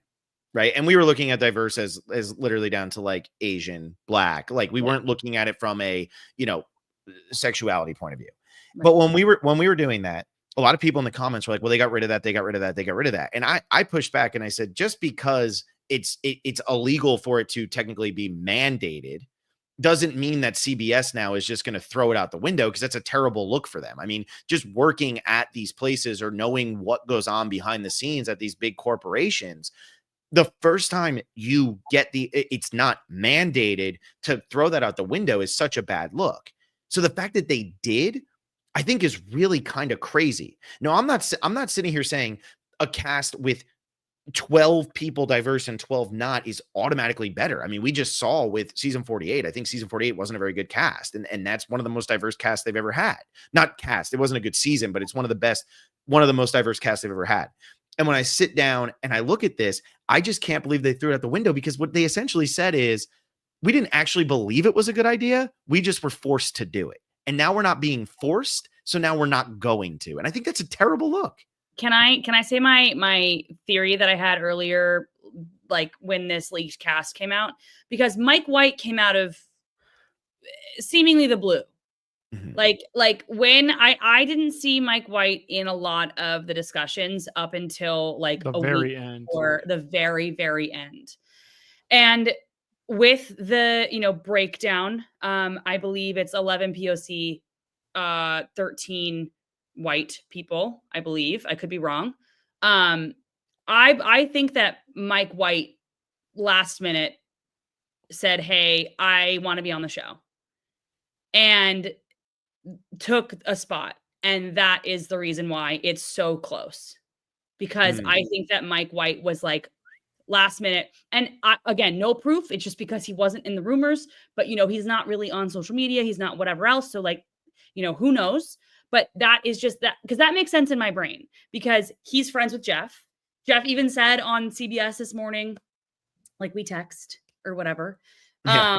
And so that is just like my tinfoil hat theory, where it just kind of went in like right in the end. And what is it? What is it? St. Cliffo? I don't know. Sounds like Penner was cut. I mean, it just, again, I feel like the fact that they someone's going to write a book about this 10 years from now, and it'll be really cool, but we won't know for 10 years. I'm going to get back to Will just like screaming at the clouds here soon. Don't worry, everybody. It's coming back. But I Teg, with you and I sat in that room for the premiere this year. We did. And one of the things that Jeff said is one of the biggest changes from the new era was when they started doing 50% diverse casting. Like, he focused on that at the premiere for season 48. To me, it's just, look, do what you want to do when you're casting it, but when you're preaching it, and then all of a sudden you're told you don't have to do that anymore, and then you don't do it. I think that's just rough, It's especially like when an it's like a honesty returning and person. integrity alliance. Don't tell people that you're going to Yeah. have an honest alliance, because then when you're not honest and not Mhm. like you're not in it and you blindside somebody, people get way more mad. You don't Yeah. tell people that. Here's Matthew C. Will resting those vocal cords for a rant. I don't have a rant dialed up. No, I do think that at least they are breaking the mandate. There is no mandate, but it is 11 and 13. So it's not like Guatemala or something. So we are at least, it's not like they've completely abandoned ship. That would be a totally different story. So because and Tegwith might have a good theory with Mike White. I mean, that kind of makes a lot of sense.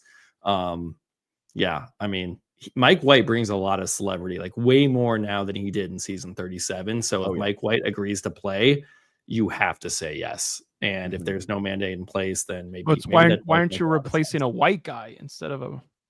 Who knows? I mean, we don't know who got like, cut for who. That's a good question. I mean, I know Penner was talking. Maybe it was just Mike got White in for Penner, and it was no difference. So, I don't know. At least it's 11-13 and not like 6 and 18 or something. Yeah, like that would be a complete abandonment of it. All right, I want to throw in some other super chats here. Isabel Girateka. Kenzie said no to 50. Tiff being on makes me happy. Sorry, y'all. Yanu 3 will always be famous to me. Sariam starting a prayer circle. That better be a really big prayer circle, because I think yeah, Q.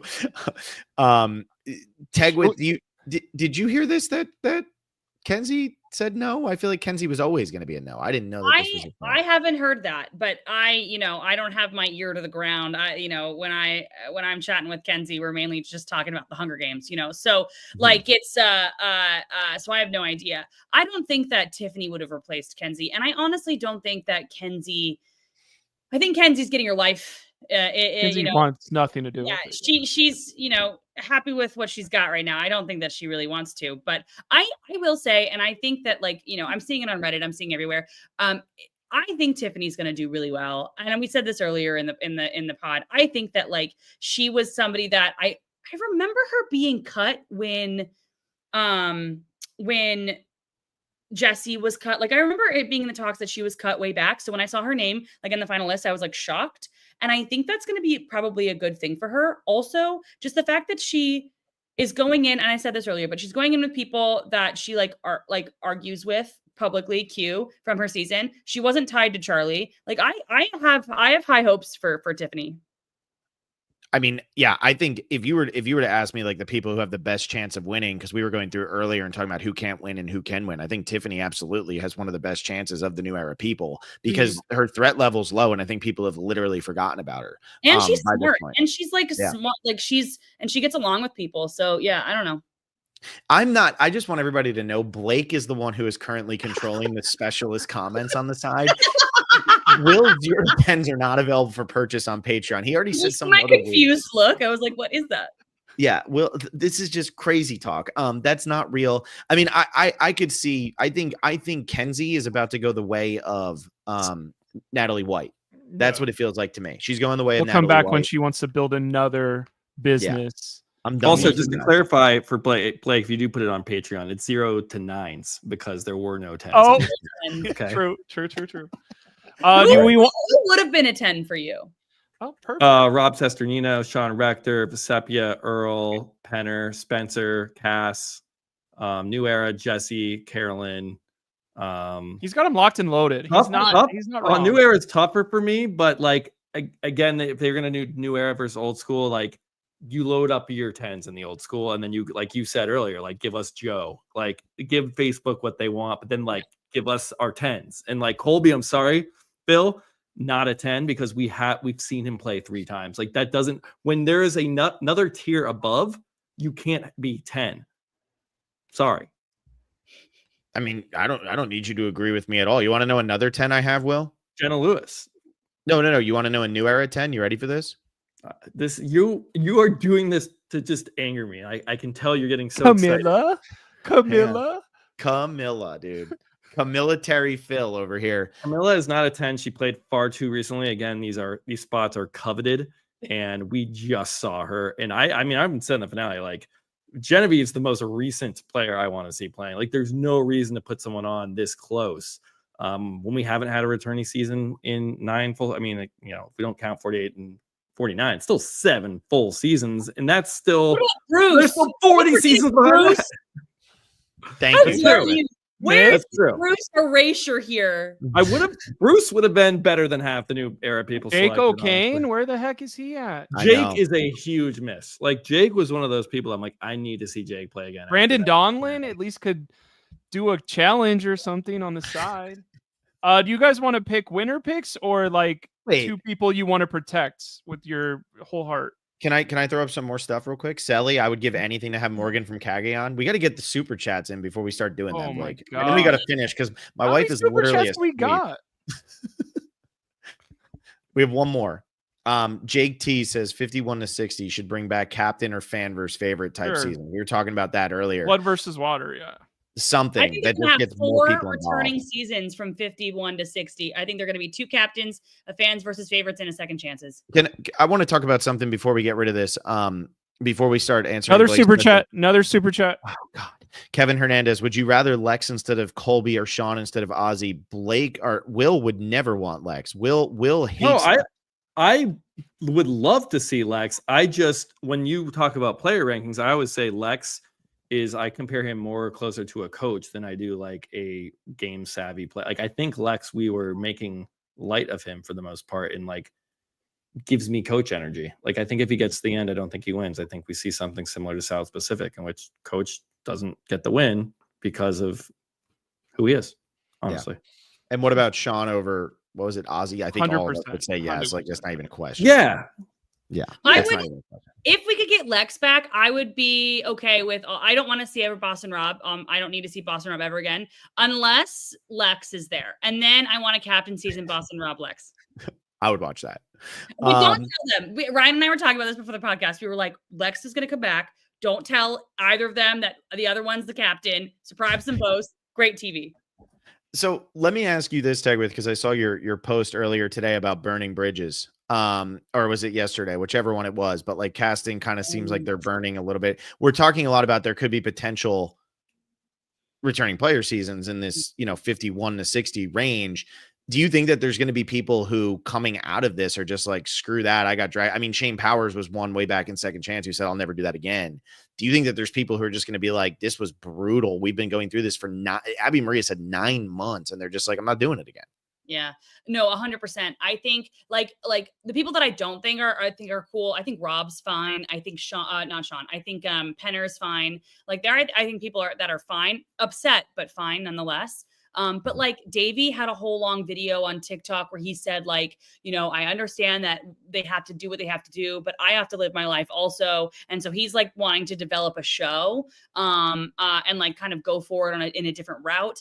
I don't think that Jerry, like that video of her, I don't know if you've seen that, but like that video of her just it's like a 1.5 minute long video of her silently in the desert, just looking out. And it's heartbreaking to watch. And I just feel like, how do you go back through it? If you know that was your heart, like your heart was broken and you were taken through the ringer, how are you ever going to be able to go back there? I just worry that like it's one of those things where they I don't know the whole inner workings of it. I don't know how any of it goes, but what it feels like is they strung people along, brought people along for a long time, in the worrying that people are going to drop out or worrying that something doesn't work out. And then I think they really thought that they were going to be on. Like, I think that Jerry really thought that she was going to be on. I could be wrong, but I really, from just like the way she was on social media, all that stuff, and to have it be ripped from underneath her, like 3 days before, 2 days, whatever it is, I think that's how you sever a relationship. Yes. Yeah. I mean, I I hate to say that happens so much across all TV production and not even just in the casting thing. It's for pretty much anything. It probably happens in other industries too. It's just keeping people on the line as well. Whenever they remake Dante's Inferno and do different layers of hell, There's going to be a bunch of casting in Yeah. some of them, And unfortunately. I think I'll for be there Jerry, too. she was always so locked in on the season she was being asked to come back for, that this is the first time she had to deal with this. But like, this is what Shane Powers went through like 4 times. You know what I mean? So it's brutal, and we'll see what ends up happening. There's the one here from Slazerin who says Jerry just posted a 10-minute cameo and I'm angry for her. She really lays it on Jeff, Matt Van Wagenen, and CBS. All right, so Blake, you had asked the question earlier. So Will and I are going to be doing a winner chances podcast next week. Like, we're actually going to be talking about who we We're think right has the best now, chance to baby, win. though. But It's gonna, then I'll change it. It's gonna be, who would you protect with your Blake circle protection, one man, one woman, but you choose it and you say your Phil square protection. Tegwith, you get a triangle. Will, you can have a star. why does Will get a Star's star? not on That this. sounds Star's not better. on this season. Star would have been a better pick than half these people. Sheesh. I just want to say, I think with Q and Angelina, I'm going to put my whole life, heart, mystery behind both of them. If they don't make it further, I'm going to be so freaking angry. I'm going to pray every day. I haven't done that in 15 years. I'm going to do some good karma. I'm going to volunteer at the shelters this upcoming couple weeks when they're going to be in Fiji. And I'm going to say, please let Angelina and Q maneuver this merge they're in probably right now. They got to say something to somebody. Q, use your idol, please God. Angelina, get on a freaking ladder and find another one. Ride Mike White as far as you can. Burn him at 6. Take Q with you, please God. Q, I have to have a final tribal council from Q where he talks about whatever he wants wholeheartedly, please God. I'm in on Q and Angelina, Blake. I like that those are your picks. Can we choose the same people just out of curiosity, or do they have to be different protection? Can, Well, can one Blake- person get a circle and also a triangle? Blake being the They may need it, yes. Blake being the generous guy that he is, after he asks this question and then just goes first, I feel like Tegwith, I think you can pick the same people. I don't think Blake just gets dibsies on Q and Angelina. Okay. I've got mine. Go ahead. Christian Hubicki. He's a fun fact about me. He is my favorite player of all time. I adore Okay. him. I literally, like, when he got voted out, I did cry for many hours. It was, and I knew he was going, but I just adore him. So Christian Hubicki, and I also think he's going to be Yao Manned. I'm sorry. He's going to be out so early. People Not gotta with your remember he was protection. good though. Yeah. Your protection will help him. I Blake- know it will. You're welcome, Christian. Here you go. At least make it to a family visit so we can see Emily. That's all I really want. Okay. So okay, that's my, and then I would probably say Tiffany, but I don't think she needs it. No, she doesn't need it. She's good. She does not need that. I will go with somebody who probably needs it, and that would be Camilla. Yeah, I think Camilla's probably in a lot of trouble coming out here so recently, and people are going to be thinking about her, and she's small. She probably could go out pretty early here, but I think if she can play the aggressive game that she clearly wanted to play and didn't play because of Kyle, she could be a lot of fun, and that's why I have high hopes for her. People were asking who's my other 10. My other 10 is Genevieve. Like, I'm all in on Genevieve. I don't really care. I Like, only give her a 9 because, like, yeah, Will we can left give her me a on the 9, boat. but We, Will's like, just being stubborn. no, I mean Carolyn and Jesse are 10s. They're a league ahead of Genevieve, and you can't say otherwise. I can. I say that they're in the same league. I You just think did. they're in the same league? No, but I said they are. I know Because you don't said I believe can't, that. and I did. That's the problem. You know they're not. I'm gonna take it. Will, you want me to go next so that you can just save yours for your prayer circle is going to be around nobody, and you hope everybody just like drowns. Wait, on the I don't island? understand who we're protecting. Are we protecting? These are We're, like who do we're you want going to with go the who furthest? If could you- be the best case scenario for entertainment value for you specifically. For me, that's Q and Angelina. I don't And give a for crap about Will- anybody else. Yeah, we, for like, we're Will, that would giving be them, like like- Joe and D probably for you. Yeah.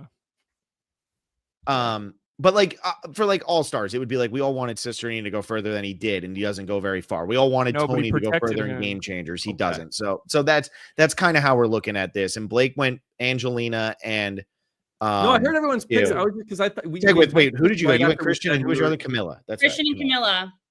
Christian. Okay.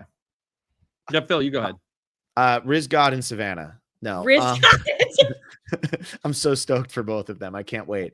It's so unfair that they're even on, and everyone else. Dude, I know I we've done said it that at the beginning of the before. podcast. They Malcolm and better vote them Russell. off. Are they Malcolm and Russell? Are they? Like, I doubt it.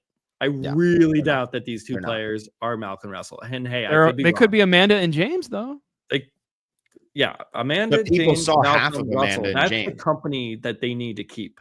Could And they I be doubt it. Michaela and Zeke? That's They could more maybe be likely. Michaela and Zeke. And Yeah. that was not looked on fondly. At least that season was not looked on fondly. Yeah. Okay, who would I want from this season to go as far as possible to make it a good season? I gotta look at our thumbnail. Damn. He doesn't. Will you don't have an answer right off the He bat? doesn't Because know ball. Oh, I changed mine. Can I change mine? I love thought you Camilla. had I it. love her. Emily. Sorry, Emily. I was like, how are you not doing Emily I'm flipping? so sorry. I forgot. I keep forgetting Emily is on there. I changed it to Emily. Sorry. I don't think Colby needs it, so I'm not gonna go with Colby, even though that's where I want to go really badly. I'm gonna just go and I'm just gonna go Coach, and I'm gonna go Devins. That's what I'm gonna go with. You have to Give choose me a Coach woman. and Devins. You have to choose one man and one woman. Those were the rules. Oh. All right, well then I'll take Devins. See, I hate the women. remembered women this time. I'll take Devins and I'll take Jenna Lewis. And Will, you can spit out your water. This is what really is like cements how I'm not a fan of this cast. I'm like looking through, I like don't even find anyone that I even care about. Well, I had to Like- relook at the poster. Yeah, no, I'm like going through. I'm like, has no one's taken Genevieve yet, right? No, you can have her. Okay, so at least I get Genevieve. She's gonna have a Good bob there. haircut. She's gonna be like this the whole time. I fear Did you for know her that? She because has? She has a bob for All Stars. She's an FAB. Yes. Wig. Can I pick? Will, can I take Will, you two know how we women? were doing the football thing and Tegwith went like this? That's how I feel right now. Yeah, I don't know. I don't know what we're talking the about. girls and the gays right there, not Yeah. the Wills and I the like Phils. this. We're bringing new energy to the podcast. I think this We have is good. finally diversified the podcast because I just sat here and just smiled and nodded. I have no idea what just happened. Blake and I feel the same wavelength. Genevieve and a dude. So, which dudes have been taken? There's been 3. Well, you taken. can pick any of them. You Pick don't any. have to. No, I want to pick someone different. Q, Devins, and Christian. Christian. Yeah. Oh, then I'll do. Yeah, I mean, Joe, absolutely not. Charlie, absolutely not. Jonathan, Mike White? absolutely not. Mike White, that could be fun. I'm gonna go Coach though, just because let's get at least an icon of the show. You were to last literally long. shaking your head when I said Coach before. He was shaking. I was his head. mad. I was mad you picked Coach. Oh, I was Got like, it. damn, there's no one left to take here. JD's taking Rick and Genevieve. See, Will, JD's a fan of you. We're and me at the overlapping, end of so the we're day. putting the trapezoid on top of my star. That's it. This is gonna be something. Okay, I got to wrap this up. Like I said, I'm Okay. in a hotel room. My wife is literally asleep. So here we go. We're out of here. We're done. Thank you all so much for listening to this. This was great. Like this video and subscribe to the channel if you haven't done so already. Also, for everybody who ended up leaving us 5-star reviews over on Apple Podcasts after I begged for them, I felt like what's his name when he woke up on Christmas morning, George Bailey in It's a Wonderful Life, where he like wakes, everybody starts handing him the money and stuff. That's what I felt like. I asked and all of you just showed up with 5-star reviews. And I was like, thank you. That's great. That's awesome. We got so many of them. It was insane. We got 1 4-star. I'll take it. Hey, I don't need perfection. That's it. As long as that's they're 8 good out of reviews. 10 right there. Dude, that's good. That would pretty much be the 4th or 5th That'd best be one of the person best on the people on this cast. season. So We should do this every other Wednesday all summer. Find something to talk about with 50. we have plenty to talk about with 50. Oh, okay, So perfect. what we're going to be doing a series of everything you need to know about the casts. We're going to be doing each individual player is going to get their own episode. Not Riz and not Savannah, because that's everything you need to know about Riz and Savannah. We just told you their names are Riz and Savannah. That's it. Done. We're over with them. But we're going to do it for the other 22 players. And I'm sorry, like Riz and Savannah, there's nothing we can do here. Like, I have no idea. You don't exist to me. I could have passed you today in the hallway. I had no idea. So we're going to be doing an entire series of that, probably getting those started late next week. John McKenna and I are going to be doing something because they want to do it for Survivor Rewind. We're going to be looking at the best episode for each player, or most important episode for each player, which will be a fun series for sure. Like I've already said, Will and I are going to be doing winner chances next week at some point, and Alexa is chomping at the bit to come back. So she'll be making appearances throughout the summer, talking about season 50. She posted like a paragraph today on Instagram, and I've never seen Alexa do that. And I was like, oh shit, she's feeling it. She's ready. And then we texted for a while today. And so she's ready to go, and that'll be a good time. So she's going to come in and do something with us. We'll figure it out. And those are like, so we have 2 series coming out that are going to be out all the time. And then we're going to have our 50 winner chances next week. And we'll be talking about some other stuff throughout too. I'm sure there's going to be plenty of ideas that are going to come up. McKenna wants to do a Brant Steele type thing. So like we're going, everybody's excited, even if we're all a little disappointed, even if some of us aren't disappointed, we're all excited for the fact that Survivor 50 is actually around the corner, right? Will, are you excited or are you pissed? We're still excited. Yeah. I mean, I think you can reasonably be like, huh? At this cast and still be like, well, yeah, we still have 24 returning players. We haven't had a returning player season in forever. So yeah, I'm going to watch it and I'm going to probably be excited and it's probably going to be pretty good. But like, I can still be bummed out. Like, I still feel like that's fair. Yeah, I agree with you.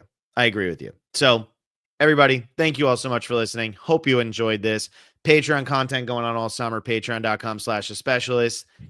And I will announce the winners of our 50 game at some point next week. So thank you all so much for listening, and we'll see you next time. See ya. Awesome.